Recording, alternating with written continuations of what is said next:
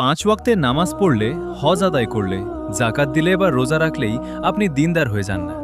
আপনি শুধু একজন মুসলমান হন, তাও অনেক বেসিক লেভেলের। দিনের আসল পরীক্ষা তখন আসে যখন স্বামী বলে, আমার ইজ্জতের হেফাজত করো, মা বলে, আমাকে সম্মান করো, সন্তান বলে, আমার ইচ্ছার গুরুত্ব দাও, স্ত্রী বলে, আমার প্রতি খেয়াল রাখো, ভাই বলে, আমার উপর নজর রাখো, বন্ধু বলে, আমাকে শুধরে দাও, পশু পাখি বলে, আমার ভাষা বোঝো, ব্যবসা বলে, আমাকে হালাল রাখো, সম্পদ বলে, আমাকে অন্যের কল্যাণে খরচ করো, আপনার চোখ বলে, ভালো কিছু দেখো, আপনার জবান বলে, সত্য কথা বলো, আপনার হাত ও পা বলে, আমাদের দিয়ে অন্যকে কষ্ট দিও না। ইসলামকে শুধু মসজিদে নয়, নিজের বাস্তব জীবনেও জ্যান্ত রাখতে হয়। ইসলাম মানে শুধু ইবাদত নয়, ইসলাম হলো জীবন চলার পথ। আপনার আচরণই বলে দিবে আপনি কতটা দিনদার। ভিডিওটি ভালো লাগলে শেয়ার করুন।